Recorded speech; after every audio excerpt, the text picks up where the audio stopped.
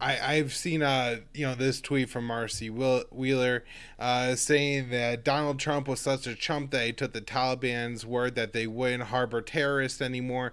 And so I'm kind of seeing that some people are saying that this is a violation of the agreement with the Taliban because either they harbor the terrorist, or other people are saying that they're just unable to control the terrorist.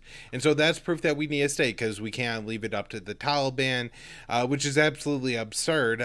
There's been ISIS-K in Afghanistan all along. They've been carrying out far more brutal terrorist attacks than that have happened here. Attacks targeting schools, and as sad as it is that American soldiers are dying, little girls who are trying to go to school getting blown to pieces is probably like the worst kind of attack that you could imagine, right? Like, it's just the most horrific thing that can. And these were happening when we had thousands of American soldiers in, when we controlled the country. This isn't like a unique Taliban problem that suddenly there's ISIS terrorist attacks and ISIS problems in Afghanistan because the Taliban are in charge. So that's a completely ridiculous myth. There's a lot of people like Lindsey Graham, and I'm guessing he's partnered up with Jack Keane as usual, saying that what we need to do is retake the Bagram Air Base, and then we need to punish Afghanistan for allowing this to happen. This Fox News host says, "My anger is only equated by sadness. I pray for their souls, and I pray for my brothers who's hungry, those hungry war dogs, I pray they eat."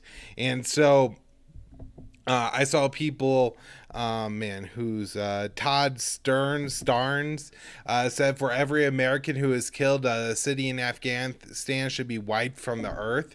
I mean, these are people are advocating for genocide right now. Essentially, they're talking about wiping out towns, men, women, children, doesn't matter. The most horrific kind of war crimes, 9/11 scale attacks where they want to commit across Afghanistan, because some Americans were killed by a group of people that largely aren't from Afghanistan. I mean, these are people largely from Taliban. Maybe they include like some really radical Taliban guys that are upset that the Taliban aren't extreme enough anymore. Maybe they include some like ISIS fighters from Iraq and Syria who were left with nowhere to go. Maybe some of the Uyghurs who fought with ISIS in Syria when that fell apart, they ended up there. But for the large part, it's these Pakistani Taliban, right?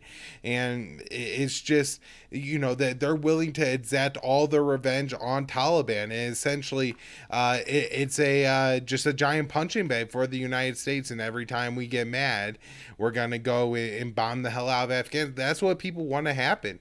That's how we got into this. It's all over. Yeah, it's, an absolute repeat of what happened on 9/11. But, this is all over Fox News. It's all over Twitter. Of course, these people never run into any consequences for advocating murdering innocent children. Of course, you say anything about what Israel's doing and the resistance to them, and then suddenly you're supporting extremism. Or if you say anything not negative about the 9/11, not 9/11, 1/6 event, then you're supporting extremism. But here you could support killing entire towns, cities in Afghanistan, and that's just like the normal political discourse in the United States, and that's fine, and nobody has any problems with that. Yeah, patriotic. Don't you know he just loves America so damn much and all those soldiers that he wants to commit atrocities in their name. So I don't know, Connor. I think that's like most of what I had for Afghanistan. I think I think we dispelled most of the myths that are going on around, particularly what happened with the Islamic State Khorasan faction and their ties to the Taliban. The last thing I just want to mention is I see a lot of particularly Republican hawks who are making this point. Oh my God, I can't believe the U.S. is negotiating with the Taliban. Isn't this so terrible to engage in diplomacy with a terrorist group?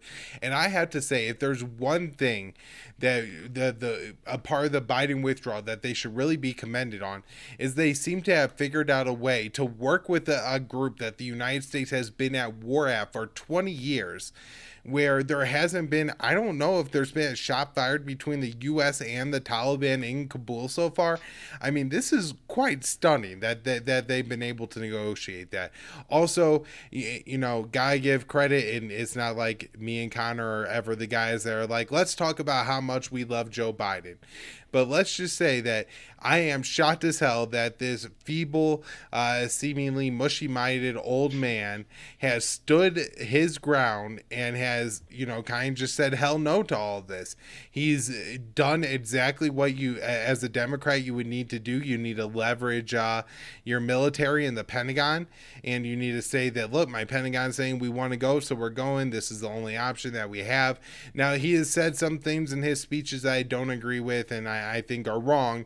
But the fact that we're leaving and that he isn't saying that, okay, after this, we're just going to carpet bomb the area surrounding the Kabul airport, which there's a lot of people who are not that far from real positions of power in the United States are calling for that. So, give it to Joe Biden there. Yeah, I think what is happening, what's really interesting about this moment is I think you were using the term on a recent show. It's this Afghanistan syndrome, and that keeps coming up more. And it's, I think there's one way, I think the American people are hopefully realizing, although they're reacting to it in strange ways. We've seen a really intense narrative management campaign in the media and even in the independent media, kind of, interestingly, people who you'd expect to have more nuanced takes kind of latching onto the partisan aspects of this and really attacking Biden. And, we're seeing all this sort of impeach Biden rhetoric. But it's really interesting. I mean, I think what we're seeing is a recognition that the American people, I always think, they find it much easier to hate somebody else as opposed to the entity that is really truly exploiting them and abusing them.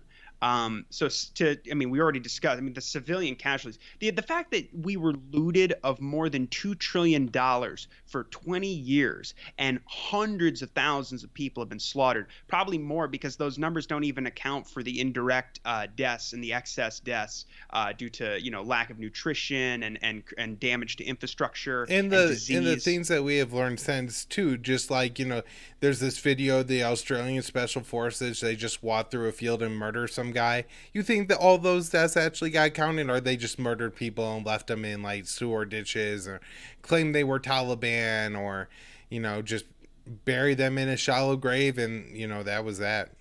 Yeah, just tons of war crimes. Drone strikes on the wrong houses, the bombing of hospitals, the famous incident a couple years ago when those pine nut farmers were bombed by the dozens and dozens.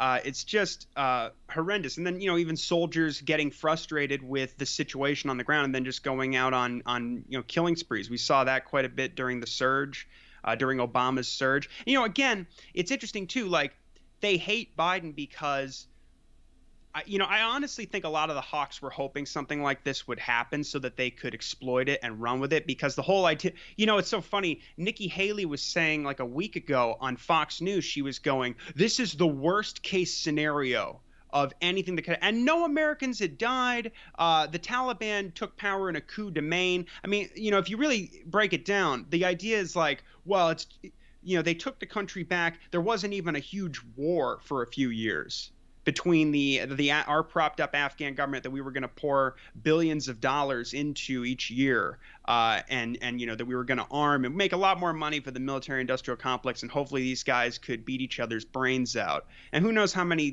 tens of thousands of people would have been killed, and probably millions more displaced. Like, that would have been the non-catastrophic outcome. So I think a lot of this is they're determined to, I think there's a lot of bruised pride in this. So we're seeing like Condoleezza Rice coming out and demanding, like, we need to now is the time, we need to strengthen our commitments to Ukraine and Iraq, and particularly Taiwan, and all this stuff from people like Richard Haas and Brett Stevens going, well, it was a sustainable status quo. And I love how there's the safe haven myth. I love how Daniel Larison is calling it the sustainable status quo, the myth of the sustainable status quo, because there wasn't this whole idea. They're so cynical with the way they go, like, look, there were no casualties in the last year or so. But of course, it's because of the deal that Trump made and the fact that Biden is actually following through on it, which they did not want him to do. And quite honestly, I didn't think he was going to until very recently, honestly. He waited until April to make the decision. And, I mean, when they had that whole embassy command idea that we're going to have an advise and assist mission, and we saw reports that looked like British special forces were going to stay there, and the Turks were going to stay and basically build like a NATO fortress at the airport. Those things they were okay with. They were okay with the surge, putting with the Europeans and the Americans and the contractors a 250,000-man army, hundreds of billions of dollars spent, tens of thousands of casualties. And I think look, thousands of Americans have died in this war, but they're really mad at Biden because he's ending it. So it doesn't even have anything to do, at least from the Hawks' point of view, about American casualties. They're just going to use that if they can to stir up the American population who, instead of focusing on the mass theft and mass murder that their government is committed on at their direct expense, and now a lot of these people don't have their son or daughter at home anymore. That they're going to be mad that, these Americans we got to go in there and get revenge.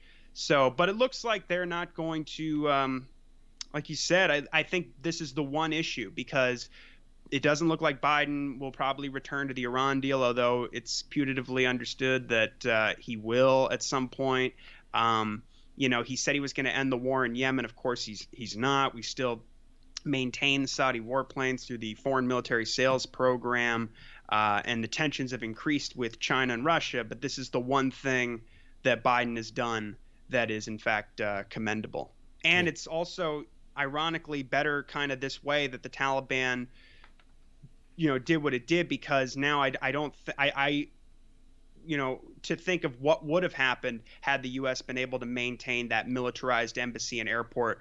They don't just hang out there with all their weapons and all the money coming in. They would have, the idea would have been, well, we can prop up the Afghan army through here, and they even said we're going to be running counterterrorism missions, and so it's a good thing, I think, ultimately, the way this is working out. Although, of course, not what happened today.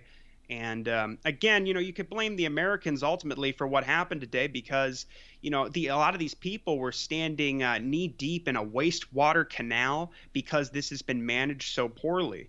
And Doug Bondo has been writing about how if they had expedited the broken visa process, and Biden had, if he since he really did want to do this, I think the Pentagon and the State Department was standing in his way and pressuring him, and they honestly didn't think, and I don't even think the Europeans believed that this withdrawal would actually happen.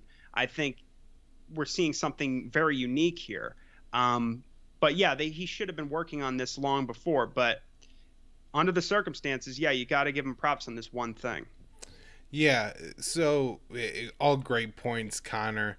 We should move on and start talking about some other stuff here.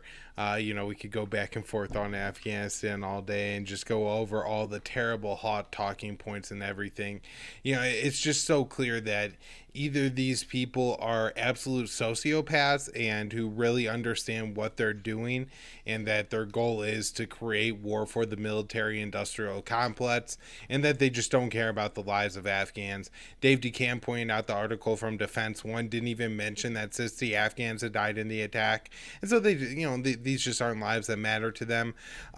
Or two, you got all these drive-by idiots, and that's where I put like the Nikki Haley's of the world, who have no idea what the hell they're talking about on Afghanistan, and suddenly have shown up and are trying to tell people, what their business should be and how things are in Afghanistan. It's just clear that they can't tell Al Qaeda from ISIS, from the Taliban, from ISIS-K, from any other. They're just like, well, it's somewhere between China and Israel, so we assume they kind of all look alike, and that they'll blow themselves up, when on command for the jihad and everything.